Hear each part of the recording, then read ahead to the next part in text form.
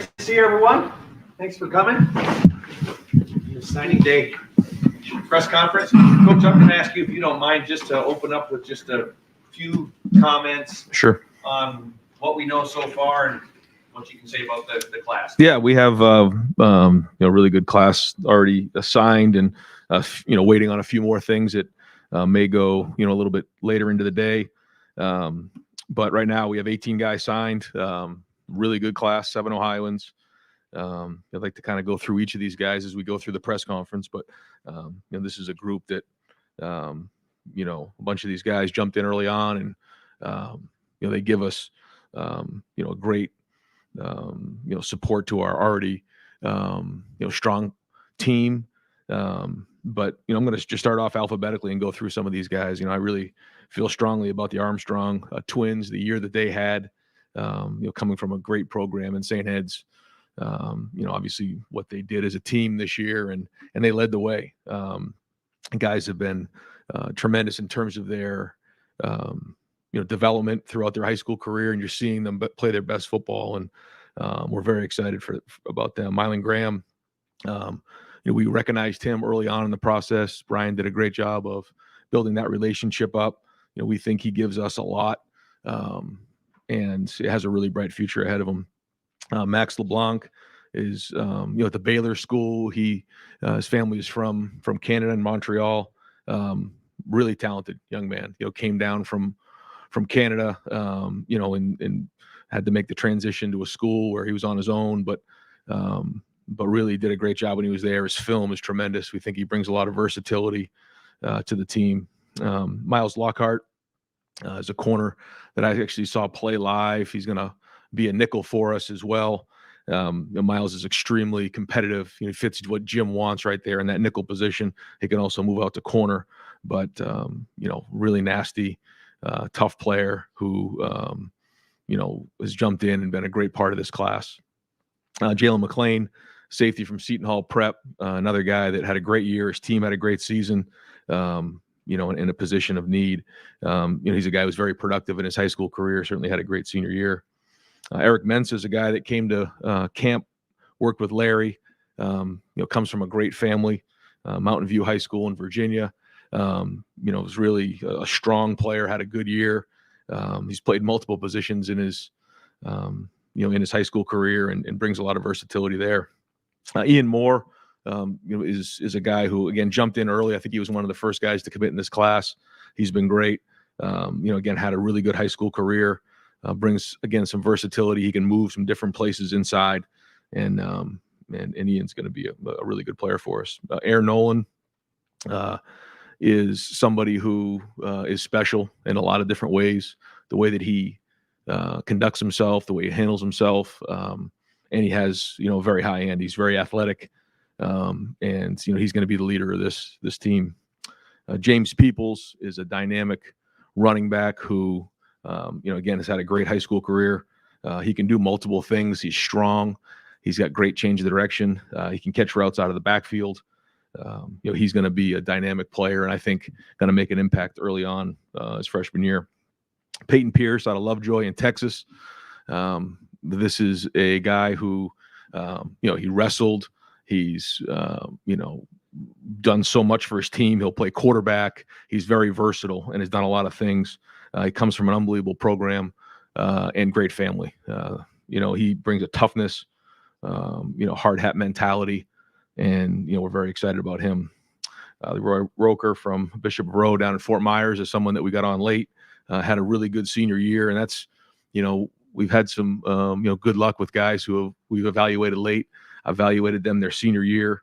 Again, guy who's very productive down there, and a huge addition to the back end. Aaron Scott was a huge addition for us. Aaron, Tim Walton did a great job recruiting Aaron. He had a great season this year. He played quarterback when he needed to. They started off, kind of rocky this year, and then brought their team all the way to the state finals. Big time player out of the state of Ohio. That's going to be a big part of our future. And Garrett Stover is, out of Big Walnut here, cousins of Cade Stover, brings the same type of mentality that with Cade. He'll play linebacker for us or safety, has some versatility there. But again, really, really talented player that is going to be a big part of our class.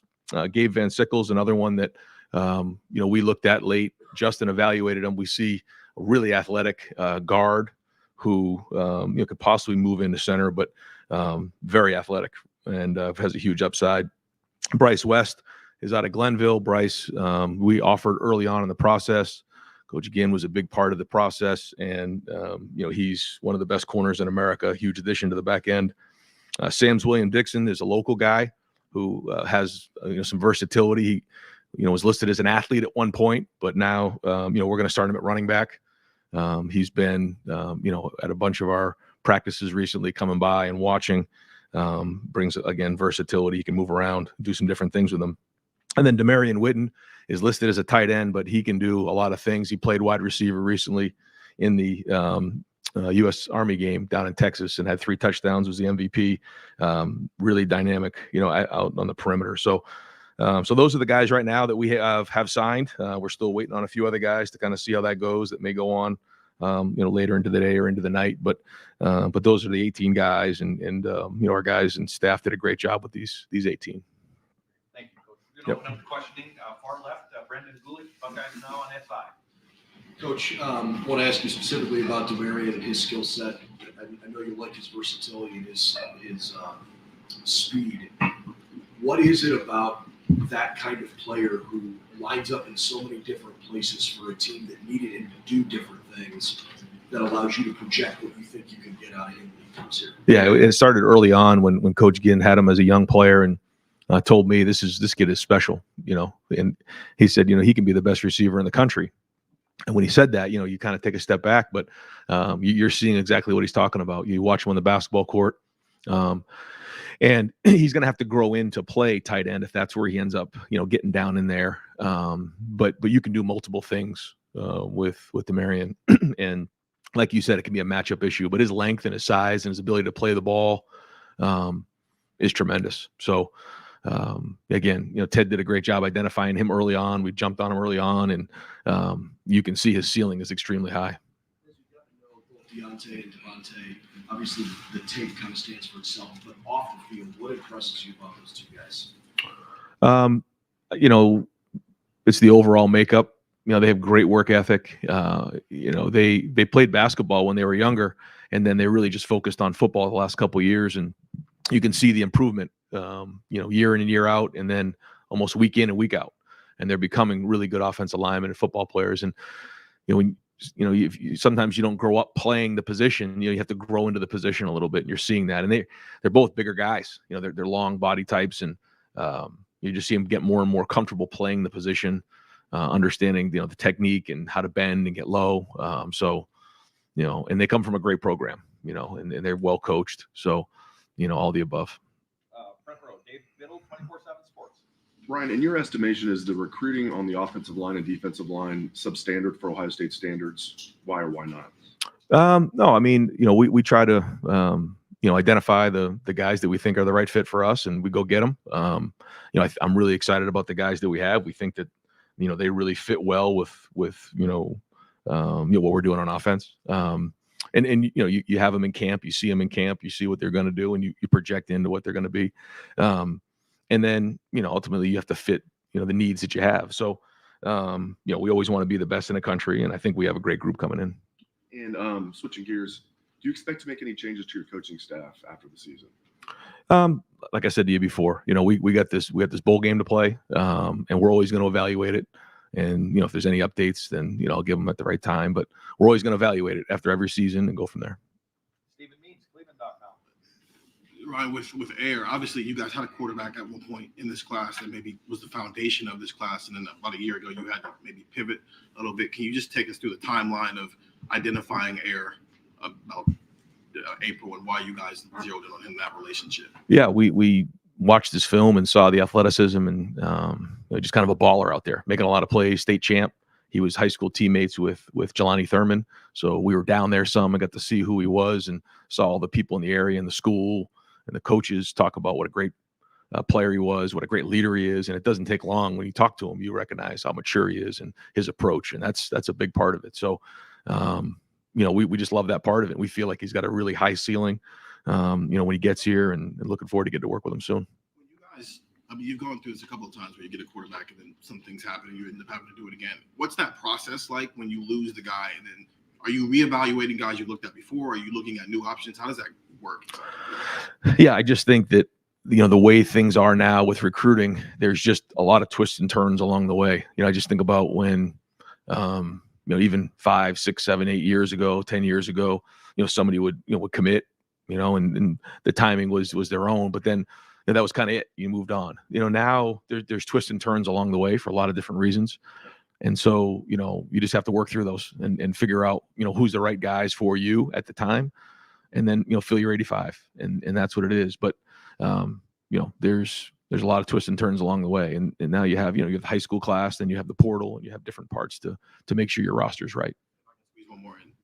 Obviously, he's walking to a room where there's now a quarterback competition that maybe nobody was expecting at this point. But with true freshmen who are expected to early enroll, and I know you've been through this before, but back in 2021, but what has to happen for a guy to be, as a true freshman in your experience, to actually be ready to contribute in year one in a way where you can look at him and go, okay, maybe he can be our starting quarterback? Yeah, you don't know till they get in and just start to, how quickly can they learn the offense and get used to it and learn from their mistakes. You can't replace experience, but some guys just, you just see it early on. They can handle the information. They can handle, what it takes. And, most guys, it takes a little time to get that figured out. A lot of guys want to come in and play right away because it sounds good and they're anxious, but that always isn't the best in terms of their development. But each guy is unique, and we get a better idea once we get going with spring practice. Yeah, we've had a lefty before. Yeah. Andy Anders, 11 Warriors. Yeah, just wanted to ask about the trio at cornerback. It feels like a position that would end up really strong with this class. So can you go through those guys in a little more detail? I know you touched on them before, but just what you feel you got in that trio? Yeah, well, I think Tim has done a great job identifying talent early on and then building relationships and going from there. I think you're seeing the way that our corners are playing. You're seeing Denzel, IGB, Jordan Hancock starting to play at a high level. And I think that's a big part of the recruiting process, seeing it on the field in Jim's defense. And so, we've identified these guys early on and recruited the heck out of them. Aaron Scott was somebody who came to camp early on, and it was a hot day out there, and he grinded. I mean, he went for, I think an hour and just, everything we threw at him as a young player. He had a broken wrist. He kept working. And then we could tell there was a toughness there. There was just a grit there. He wanted to earn that scholarship, and he did that day. And then, he's built himself up to a really, really good football player. Bryce West, same type of thing. Again, Coach Ginn early on believed in this young man and, said, this guy's going to be a great player. And so, we recruited him, but then offered him pretty early in the process. And then you could just see the way he played that next year. He was much more aggressive. He was tackling, making plays. And he just continued to become a better football player. And you know what you're getting when you get somebody out of Glenville,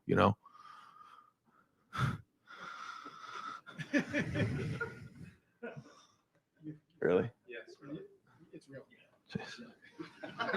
There's pictures, video.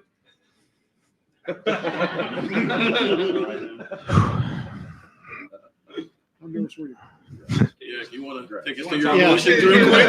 How you feeling? You got to The address floor is yours. You got to address that one. Yeah. Well, I don't know if everything's in yet, Jerry. You got to check to make sure it's in. Hey, Mike, you want to check with Justin? Yeah. Before I do something and get myself in trouble. You're still flipping right now, though? What's going on? It's been flipping for a while, Tim. Imagine all day. It's Yeah. Okay. What was the question? Actually, I think you had answered.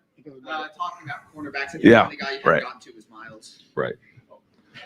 So, Bryce, and I go back to Glenville, and I got to give Coach Ginn so much credit for the way he develops young men there, and they understand what it means to be a Buckeye. They do. And that matters. Arvell Reese has come in and worked his tail off. I'm really excited about these guys, and Bryce West's going to be the next one. Look at it. Look at what he's done on track and field. The times that he's put down, and just what a great player. And then Miles. Yeah, like I said to you before, I actually had a chance to watch Miles I was at the semifinal game in Arizona, and I just watched the guy just play his tail off. I mean, he was all over the field, and I just was like, man, who is that? And then you can just see him start to come on as a player, and so again, I think really when you talk about needs, you're talking about 2 lockdown corners and a really feisty nickel in there. And then, you were asked a little bit about the O-line, D-line, but I wanted to drill down specifically on the D-line. Another decision coming up here in a little bit, and obviously reports out there, whatever. But are you satisfied with the depth of the defensive line class that you have? Well, we have to, have the way that we do it. We do have 8 defensive tackles, 8 defensive ends, and that's when it all is said and done. We have to make sure that we have the right guys, and we have a lot to consider. Guys coming back, we have the portal, we have guys that are growing in that position, and then we have the high school recruiting. So, we have a certain number that we got to hit. I think right now we're right around 83, 84. I think we're right in there. So, it gives us a little bit of flexibility moving forward, but yet to be seen. Yeah. Pat Murphy, 24/7 Sports. Ryan, when we were talking to Jack last week, he was talking about the Michigan game, like a lot of guys were, but he talked about growing up with it. Yeah. Not everybody you recruit does that. You just mentioned the guys from Ohio. I don't know how many you have from Ohio, but just how important, given kind of the last 3 years, is it to have more guys in the program that feel that walking in the door maybe before learning it? Well, it's something we talk about in recruiting all the time, but I think you're right. I think the guys from Ohio, and I've always felt this way, have to lead the way on that. When in the locker room, certainly the coaches lead the way. We all lead the way. It's all our job to make sure. But when we're in the locker room, and guys are in their apartments and guys are in the workouts, it just, like you said, it's their job to make sure that message is really hammered out across the team. And we talk about that in recruiting, talk about that during our home visits, and that is important. You mentioned, I think it was James Peoples, you said, is a guy who could come in and potentially play running back. Your depth has been depleted a little bit there with some guys leaving, and I know Trey still has a decision to make.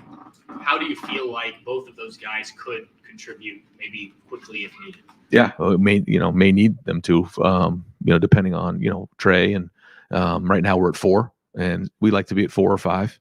But the plan all along has been for those guys to come in and play as freshmen. So, wanted to get them at mid-year to get them in here and get going. And, we know that we've done that before, with some freshmen. So excited to see them get on the field, and we'll know pretty quickly. Joe Nugent, WCMH. Aaron Scott was a guy that future in kind of Big Ten schools wanted. When you win these recruiting battles, these significant players, what is that like? How important is it for this program? Yeah, it's very important. You have to win those battles. And like Tim was a big part of it. We all were. But Aaron and his family were awesome. They were great in the process. They're huge supporters of Aaron. Coach Mo there. I mean, the whole coaching staff was great. They have a great program. And, guys know when you're from the state of Ohio, the best players, play at Ohio State. And they know what it means, to be a Buckeye in the state of Ohio, and the opportunities, and what it can mean for them for the rest of their life. And I think Aaron understood that. Theme that you see within this class, anything that connects some of these guys? A theme? They all want to be great. They all want the big stage. I think when you come to Ohio State, you have to think big. You have to think big because there's nothing you can't get done at Ohio State. You have to want the big stage. You have to want, all of it. When you walk into the shoe, you're going to play, the biggest stage in the country, with the most watched team across America. I think 70 million viewers last year watched us play.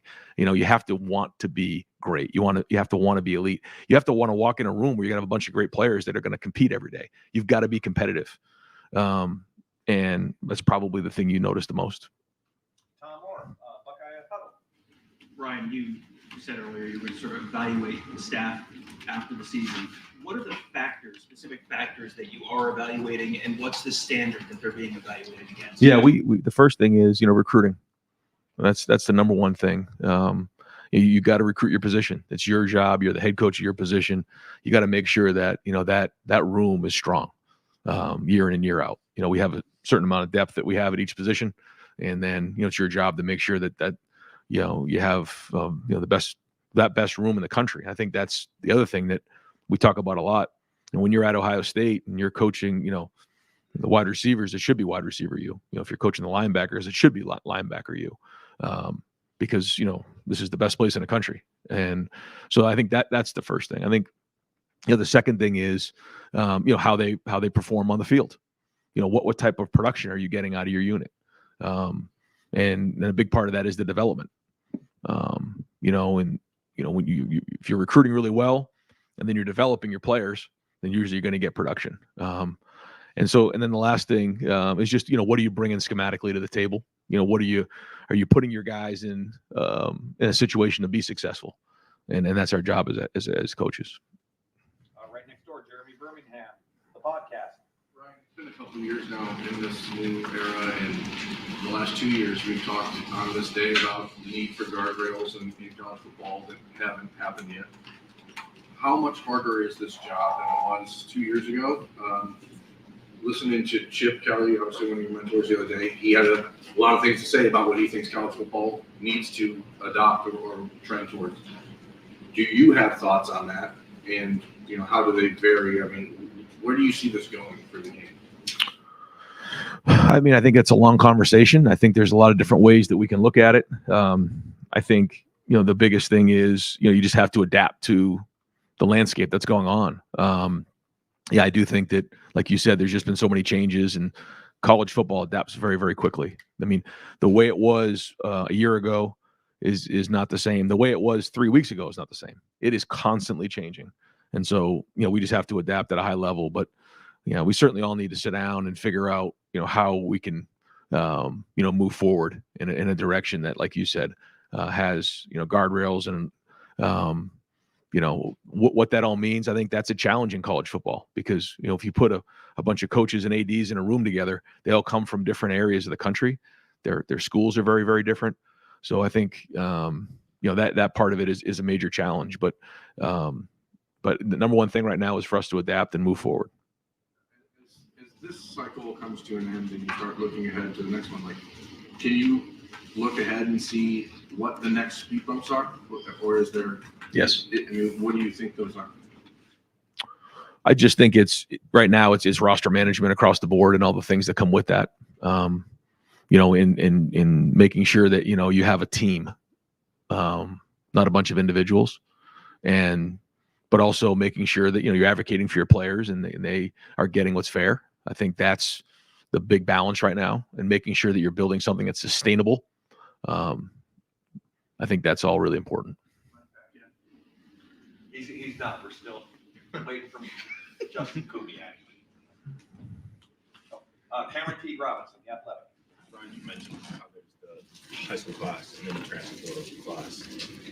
When you go into a sign day and maybe there's some last second flips or regardless of the position, does that impact how aggressive you might be in the portal? Yes.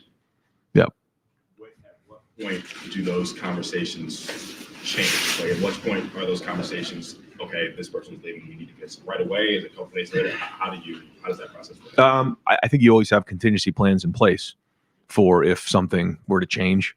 So you always have your board and your list, and Mark does a great job of being organized in terms of now, just like in the NFL, you have your draft board, and then you have, the free agency, and you have the pro scouting, just like they do there. Well, we have the transfer portal, and then we also have, high school recruiting, and then making sure you fit, all the pieces the right way. Again, the goal is to have the right 85 when we kick off in the preseason, and it's a long way. We got to go through another, phase in May where transfer portal opens back up. There's a lot that goes with that. So, we wanted to make sure we did a great job finishing up, and solidifying, this group right here. And then, it's on to the next phase as we continue to build towards August. As the transfer portal continues to grow and be more important to college football, how do you prioritize high school class transfer portal? Well, we always want to develop players. We want to bring in high school players and develop them. I think that's how you sustain a program, and that's how you have stability along the way. But as we know, that isn't just the way it's going to be. The guys are going to look for different opportunities, and then, you need to bring guys in. So, we'll continue to do that and make sure that we have the right mix. Clay Hall, WSYX. Ryan, you guys are leaving for Dallas, I guess, this weekend. Is Marvin in, JT, Trey? Do you know what you're dealing with? Yeah, I think I've allowed those guys to kind of do their own thing. I don't want to, kind of put their stuff out there, but we got a good group playing in the game. Yeah, we do, and we're going down there to win the game, and we've had a good, few weeks of practice, and again, the Cotton Bowl is a great bowl. We have a really good opponent, so this is a great opportunity, like I said before, for Devin to go in and be the starter, and we want to finish the season the right way. Have they practiced? Who's they? Our team? Marvin. Oh yeah. Guys have been at practice, and yep. Oh yeah. They've all been out there, and so no, we're gonna have a good group going down there. One other thing, I've had a number of questions about Larry Johnson. Have you had to answer questions whether he's retiring or staying? It's funny. Guys have brought that up over the years in recruiting, but he's young. He's in terms of his approach every day, he's got a lot of energy, and he wants to continue to coach, and the guys in the room love him, and so he's still got a lot of energy when it comes to coaching, and he still has a passion for coaching, and his wisdom, his experience is the best in the country, and our guys know that, and they certainly, people recognize that in recruiting. Think he's back? Yes. Spencer Holbrook, Letterman Row. Ryan, do you believe you've built a program now for the last 5 years. Do you believe in program momentum? Just as a term or an idea? I think, you have different waves along the way, and, you can, as you're winning games and things are going to the season, you can feel that, and certainly, when you lose a game, certainly around here, it can take a toll on you. You got to regroup and move forward. But, one thing we're not going to do is panic and overreact. I think that's easy to do in today's day and age with, social media and things that can come into play where, people can feel like, we need to overreact and panic. We're not going to do that. But at the same time, when things need to be changed and things need to be addressed, you got to address them. And that's the bottom line. Since Thanksgiving weekend, not on the field, but also, closing out this 2024 recruiting class, a lot of noise from the outside about just like what has happened and does this program have positive momentum? How do you, on a day like today, celebrate the wins that you've had in this recruiting class while also, you said that you want to recruit at the highest level in the country, but when you lose guys who you thought were going to be in the boat, how do you celebrate the wins, but also understand that you might not have closed where you might have wanted to close in some areas? Yeah, you just focus on the guys you have, and I think it's important. You don't focus on, the guys you didn't get. You focus on the guys that you have, because that's what really matters. Because ultimately, it's going to be, the guys who are in that locker room and the guys who are going to be on the field. And so, we know that there's a lot of twists and turns along the way. And ultimately, what matters is, the team that we have in August. And then we got some really good guys here. They're going to be really good football players. Kellyanne Stitz, WSYX. Going back to recruiting, how exciting is it to add a guy like Garrett Stover, considering Cade's cousin? You mentioned he brings in that same kind of hardworking mentality. And then also, can you elaborate on what Sam Williams-Dixon brings in with his versatility at right back? Yep. Again, both Ohio guys that we talked about before are going to be important, for that locker room to, they understand what it means to be Buckeyes and growing up in the area. Certainly, Garrett just being, part of the family anyway, watching Cade and all that. But and then Sam, with his versatility growing up, just outside of Columbus. But both are really good players, and they're going to bring that mentality when they come to work every day, a toughness. And so they got to lead the way. Guys who are, closest to Columbus got to lead the way, and those are two guys that will. Bill Landis, the podcast. Ryan, with defensive line recruiting, I guess generally, do you feel like you guys cast a wide enough net when trying to find the right prospects? And additionally to that, this program has always done a pretty good job with offensive linemen of kind of scouring the Midwest and finding, developmental prospects. Obviously, you've done that with this class. It just doesn't seem to happen as much on the defensive line, and I'm wondering maybe why that is. I think when you say, cast a big enough net, I think so. I mean, we recruit from coast to coast. When you look at our roster just across the board and, where our guys are from, and, I think we're looking from coast to coast. You look at, I guess, in our D-line now, you got a guy from Germany, you got a guy from Seattle, you got guys from different parts of the country. So I think, we're looking for the best we can possibly get and the best fit. And so, yeah, I mean, Jack Sawyer's from right down the street. I mean, we've got guys from Ohio, and I think everyone wants to come in and develop, at a high level. But I think we've done a really good job, like you said, in the O-line, of identifying those guys and having physical guys that are going to come in and work and and want to be at Ohio State and become veteran players. So I mean, two different positions, but I feel like we are casting that net, yeah, and also developing. When it comes to Larry, it just seems like, again, and I'm sure in the future they're going to keep weaponizing it against you. The fact that he is, I believe, 72 years old and has been doing this a long time. What is the plan, I guess, to combat that, to stop other programs from using that against you as you move forward? Well, I think the other part of it, the flip side is that this is a guy who's developed unbelievable players, and some people can talk about how they develop and everything. Like Larry's actually done it, and so there's a body of work there, and and also he's got a lot of wisdom to him, and so when you're going into a room every day with somebody, you're counting on them to mentor your young man, and I think that's where families feel comfortable with that. When they hand their son over to Larry Johnson, they know what they're getting. They're going to get someone that's going to pour into them in all areas. And he's done that with so many different people, and so he's going to continue to work. He's got, again, a ton of energy, and he's working hard. Recruiting is just like everybody else. There's certainly different challenges these days, as but he is adapting, and we're going to have a really good D-line next year. I have one signee on the defensive line right now. I think if you guys get good news, at most you'll have two. It just doesn't feel like. I know you're waiting on some guys that were currently on the roster to make some decisions, and that complicates things. But I guess generally with this class and the last couple of classes, do you feel like you've hit the number and quality of defensive line that you need to? Yeah, I do. And I hear what you're saying. I think when you look at the guys that we have right now in our numbers, it's 8-8, and then we'll look at what these guys are going to do. We have some guys who are really talented who are playing as sophomores and juniors, and if they decide to come back, that's they take up a lot of the then you also have Kenyatta, and you have Caden, and you have Mitchell, and these guys are all really good players that are going to play next year as well. So for a young player who wants to come in and develop and work through and work into the lineup, it's a great opportunity. But ultimately, it's going to come down to what's on the field, and if we have to look in the portal, if there's a hole, we'll do that as well.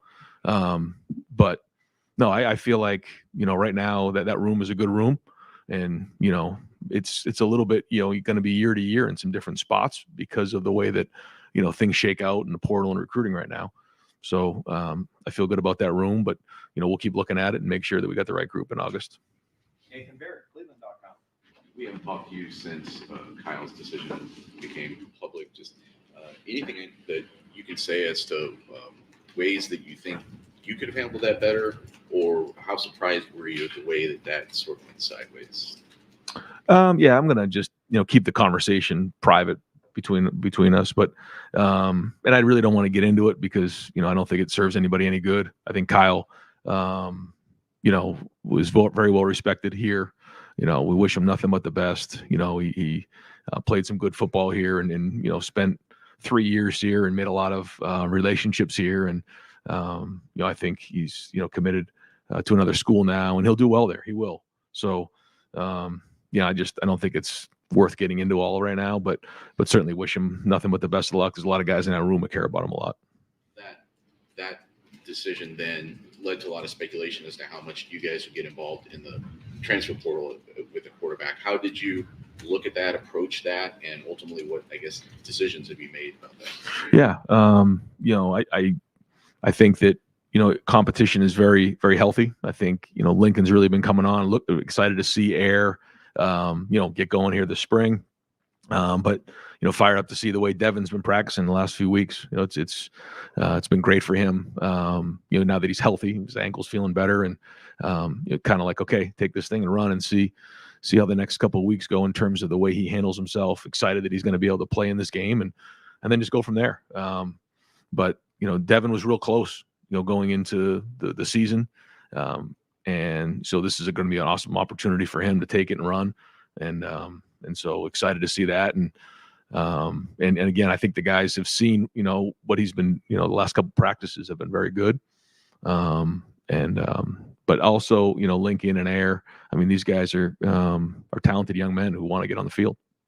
Specifically, what are you seeing from Devin right now that you like, maybe especially relative to what you were seeing when you made the decision that conference was? Well, you're seeing. You wait to get into the game to kind of see it all, but I think it's just the experience of getting more and more reps under your belt. But also, when you're with the ones and you're with the starters all the time, I think you can play maybe a little bit more freely and not worried about making a mistake. And so that's been good to see. Okay, Mark, we pause for yeah. Okay. All right. Okay, pause. You guys want me to answer some questions? Go to you, boy. Yeah, actually. Put it on speakerphone, Jerry.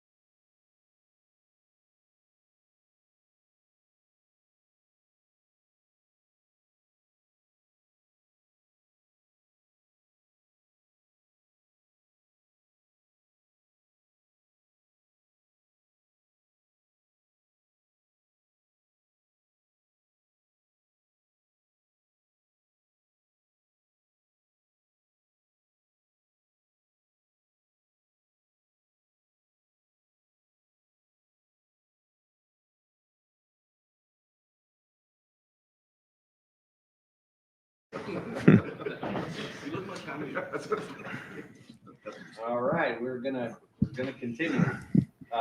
Steve Hellwagon, 24/7 Sports.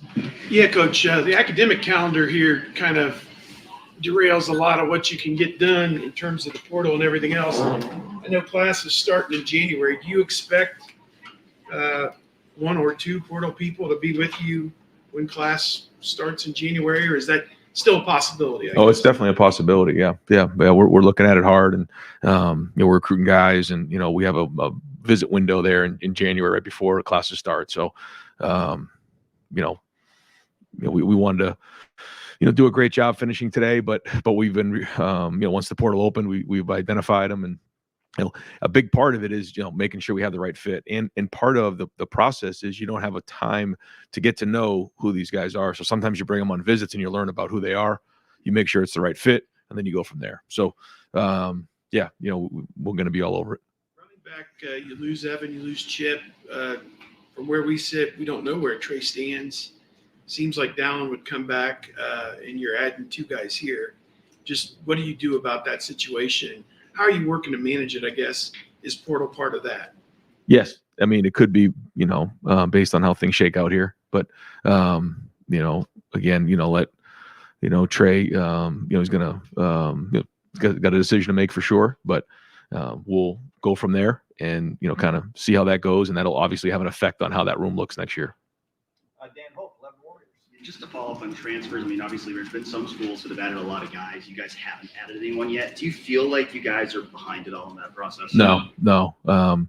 We have a handful of guys that have to make some decisions here, and that plays into all this because, as you know, things, things affect other things. And so now, if there's somebody there that we think fits right now, we'll jump on it. We've had some guys that have already visited, and but we have to make sure that not only can they help on the field, but also they're the right fit for a lot of different reasons. And so, we have an opportunity to have a really good group come back next year. I mean, and so, that all plays into this, but, we're all over it. We've had some guys visit, and we're going to keep pushing towards it. Cause again, there's just, in the past you had your recruiting class, you added those guys in it used to be February. Now it's December. And then, that was pretty much your team. Now there's just so many more variables at play. So, we're just going to keep taking it 1 week at a time. And ultimately, we want to have the best roster in the country in August. How do you strike that balance between, recruiting guys in the portal while you still don't know what some of the other decisions are going to be? Yeah, it's all new. It's one of those things you try to do everything you can to have the best roster, but also, you have a team you want to manage and make sure that, you're making it competitive across the board. But yeah, that's part of this run right here from, the beginning of December all the way to, really through January is interesting. There's a lot of dynamics at play. And so you just take it one day at a time and do the best you can. But, it's a different balance than certainly has been the case in the past. Are you going into the Cotton Bowl with Devin as the guy at quarterback, or could Lincoln get some snaps in there too?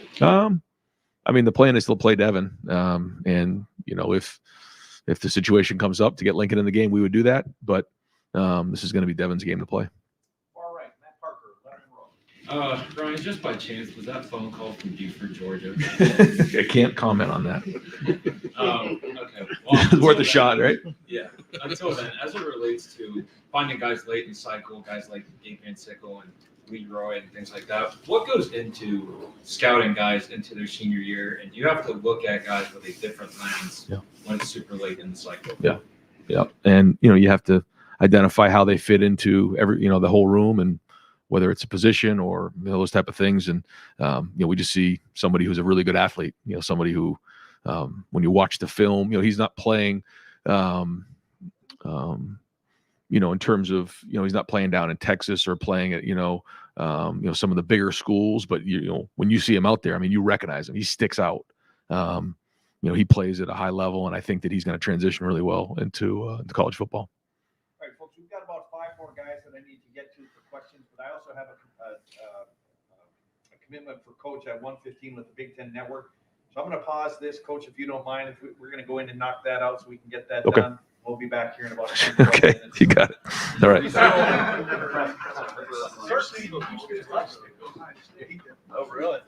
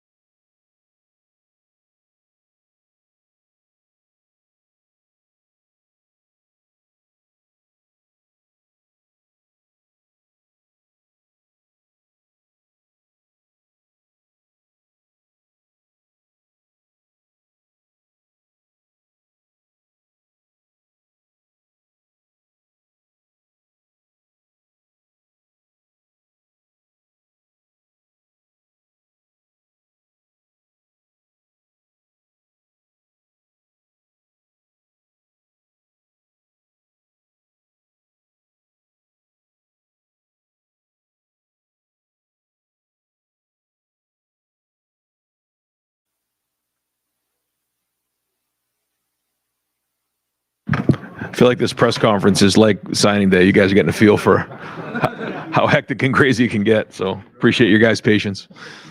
Right, I know. We'll take 3 here. Let's finish this thing up. Ryan, in this era, has it become harder to hold on to guys late in the process and go like wire to wire with? I know you've had good news lately, but some guys, the fact that it seems like it's become more common in this era. You know, like I said, now it takes twists and turns along the way, and you keep swinging. You know, there's going to be guys that, you know, commit early. There's going to be guys that commit late. There's going to be back and forth along the way. And so you just keep pushing. And again, the ultimate goal is to have the best roster in America, you know, in August. So, you know, we're always going to be aggressive in recruiting and try to go after guys at a young age, and you just keep going from there. But, you know, we have competitive rooms, you know, and so, you know, guys want to come in and compete. And so again, I think it's, you know, more and more of a challenge year in, year out, but it's going to be like that moving forward. And we'll continue to recruit guys, you know, all the way to the end. Singular or trend why you think maybe at the last minute some guys leave? I don't know. Every situation is probably different. Yeah. Austin Ward, podcast. Brian, I think you said right now you're working at a number around 83 or 84. Yep. So when 14 guys go in the portal, it seems like that probably had to happen. How do you get to a number like that? How do you process it? Were there any, maybe 1 or 2 were a surprise to you? What's the situation when you get to that point? How do you get to it? How do you manage it? Yeah, well, I think it was a little bit when you look at just the numbers of it all of COVID and just having an extra year in there, kind of got log jammed a little bit. And, you know, some guys that, you know, felt like, you know, as they looked at maybe some guys that could be coming back, or maybe their projection going into next year, they felt like they would have an opportunity to possibly, you know, get on the field sooner somewhere else. And so, you know, it's sort of become part of the process. And the thing about Ohio State is, you know, we recruit obviously at a high level. And so, you know, when guys maybe don't get on the field in year 2 or year 3, you know, they're probably going to have opportunities at other places. And, you know, there's no hard feelings. You know, it's just, hey, this is part of college football, and you know, wish those guys nothing but the best of luck, and still help them, you know, with their transition of where they were going. And so, but you could tell coming out of last year, based on how many guys come back now, you know, that we were over. Yeah. In the summer, I think maybe at Big Ten Media Days, you said, leave the calendar alone. There's been too many changes. Every time they've moved the signing day up, there's been unintended consequences. The way that this month is structured right now, with the portal, with NFL draft decisions, with recruiting, with coaching changes, with the bowl games, next year with the playoff, do you still think you just have to leave December like that? Or what, assuming you could get your way, right, what would you want it to Well, be? the challenge is that you know, a lot of these guys are coming at mid-year now. So, you know, you can't wait till January because classes start in January. So, and if you push it back any further, now you're getting into the season. So it's not easy. It is chaotic. But as we sit right now, the way the calendar lays, I'm not sure, you know, it could be done any other way other than maybe moving it up to the summer or to the spring. That's another set of problems. Exactly right. Exactly right. Yeah. Bill Rabinowitz, Columbus Dispatch. I don't know if can you comment on Jeremiah Smith and Edric Houston? I can't right now. I know we're kind of, no. Can you then, in more generic Yes. terms, describe Yeah. what this day has been like for you? Because I can only imagine you literally buckled earlier. What has this day been like for you? I mean, the first beer is going to taste good. I can tell you that right now. Yeah, well, whichever one's the coldest. No, it's you know, this is signing day, and you know, when you have really good players, it's going to come down to the wire, and that's how it goes. You know, and it's the most competitive environment there is in you know, in all sports when it comes down to signing day, when you're trying to get after some of the best players in the country. And so you know, that's just how it goes. But excited that you know, we're able to add some big pieces here. How much true uncertainty was there this morning, or did it take you by surprise that there was talk of this guy maybe decommitting, and you did lose a wide receiver, but just, how do you kind of sum up the day? Well, there's a lot of variables in place now that weren't in the past. So there's a little bit more unknown than previously. You're not always sure exactly, all the details of everything that's going on. It's just kind of the way things are now. So there is some uncertainty as you head into today. Can you say who that phone call was with? I don't think I can. Yeah. It was with a recruit. Tim May show. Thank you, Jerry. Speaking of that, what you just touched on, is it unseemly what's going on now where, you're trying to show a guy how you're going to develop him, blah, blah, blah. And by the way, Coach, how much am I getting? Yeah. Aspect of it. How much has that become the major aspect of it, or at least for the top tier talent I know you won't name names, but because we're under the impression a lot of this had to do a lot with that, in some form or fashion. I think it's become a bigger part of it every year, and the opportunity is become different, and so that's part of it that you have to figure. But you also have to figure your own team, your own roster, your own locker room as well. So there's a balance there, and I think we're all working towards adapting to that and making sure we find the right balance. And I would think some of the guys that have left this program in the last several weeks might have walked in and wanted a raise. I mean, for want of another term. I mean, that's fairly accurate, isn't it, too? I mean, in some respects. I mean, how do you deal with that part of it? Well, I think everybody, wants what's fair, and I think it's absolutely, fair for them to think that way. And so it's our job to advocate for them. But at the same time, there's only so many spots on the roster, and you have to manage it the best you can. And one other quickie before I ask the last one. The only reason I asked because I didn't get a chance to ask you this. Donovan Jackson, on y'all's last offensive play, trips over your center. You know what I mean? And the guy comes in, a little twist stunt and stuff. Is it still stunning to you that almost a whole season, in some respects, comes down to almost serendipity there in some respects? I mean, I was just enjoying a couple things, and now I got to go back to this. No, it's. I mean, you're Donovan, right. It has to live with it. You know what I mean? So, Yeah, we all do. Yeah, and that's playing at Ohio State. And we're 11-1, and it comes all the way down to like you said, the last few minutes of the game, and so yeah, you don't just wake up the next day and think everything's okay. It doesn't work that way. But at the same time, no one's going to feel sorry for you. You got to move on, and we got a great team and a great program and a great culture.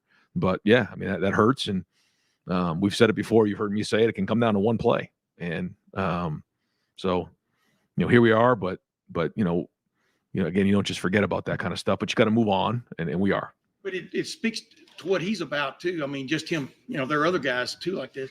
He doesn't want that as his last play and stuff. I mean, he's playing in his Cotton Bowl and relishing it. Right? Have you seen some fire and vigor out of him? Yeah, and he's not the only one. I think there's a lot of guys that have that feeling, like they don't want to leave without winning that game. That's for sure. I mean, that's been a huge part of the conversations. Yeah. And last thing, when you make evaluations on a coaching staff, you were asked this earlier, but just generally, like Austin was asking about the calendar and stuff, there doesn't seem to be, a really good time until after January the 1st or the 5th or whatever you want to call it, right? I mean, does that make it, I don't know, uncomfortable for you in that respect of you're selling this program, et cetera, but you also want to maybe make some changes? Yeah, I mean, you have to take into consideration the timing of everything. Yeah. And so we'll do that. But yeah, I mean, you go through the season and you work through the season, and then, you come up for air and figure out what you need to do to fix things, and how you need to make changes if appropriate. Can I ask one more? Sure, why not? You came in here, some things were up in the air. You're leaving this press conference feeling how? Meaning about this signing class. I mean, there was some pieces that we felt like we needed to get coming out of this. Did we get everything? Did we get the whole wish list? No, but we got a lot of things covered. and that's really good moving forward. So now on to the next phase of putting this roster together. But a lot of hard work by a lot of people for this class, and I'm fired up about that part of it. And we're going to wrap up with Jeremy Birmingham podcast. This class, you have guys you can't talk about yet who have been committed for over a year and top-ranked player in the country, all the drama in the world around the recruitment, maybe not on their account, but it happens anyway. You have players like Miles Lockhart, who first time he camped here in June of 2022, knew he wanted to play at Ohio State, never visited another school, but still waited a year to commit and then sign without an incident. You have players like the Armstrong-Vins, who you saw in high school almost 2 years ago when they were 6'5" and 230 pounds, defensive, end almost looking offensive lineman. Is there still a common thread that you can find in recruiting that keeps all these things that feel fundamentally different the same? I mean, everything's changing, but are there still things that are like go-to everlasting truths? Yeah, I think relationships is the number one thing. I learned that early on in this process. There are more and more variables every year. There's more things that go on, but it comes down to relationships, and everybody's different. You look at the guys that we have from all kinds of different states, different backgrounds. But again, I go back to, they all want the bright lights. They want to be relevant. They want big. And when you come to Ohio State, that's what you have to think. And you got to want all of that. And I think that's the common thread that runs through these guys. Everybody's on a different timetable. Everybody goes through it a little bit differently. But ultimately, they all get here and end up, starting fresh. You said you didn't get the entire wish list. There's still decisions that have to be made for the NFL. What's left on that wish list if you project ahead to February or the portal? I mean, where do you look at it and say, this may be a spot we need to shore up? I think it depends on, some of the decisions that are made here in the next month. And, I'm optimistic because I think a lot of these guys, feel like, there's some unfinished business here, and there's a great opportunity to come back and have a great team on all three phases and both sides of the ball. So that with this class coming in, and then, maybe some additions here and there in the portal when appropriate. I think we have a chance to, and again, what's the goal? The best roster in America in August. So we're going to keep working towards that. Coach, thank you very much. Am I allowed to talk about that one? Yeah. I think so, right? Yeah. So make sure I'm good. Yeah. So we can talk about Edric. Yeah. I said the word. Edric Houston. Really, really excited about Edric. This is somebody, Larry worked hard on this one. Comes from an unbelievable program down in Buford. We feel like he's an impact player day one. And it's a long process to get the signing day here, but we identified him early as somebody who was a difference maker. And again, I give Larry a lot of credit for the relationships he built down there. Tim Walton's a guy from down in Georgia who did a great job in this process as well. And his family and his coaches have been huge in this process. So that was a big one for us for sure. Yes, that was him that I talked to. Appreciate you guys. Thanks for your patience, guys. Appreciate you. Thanks.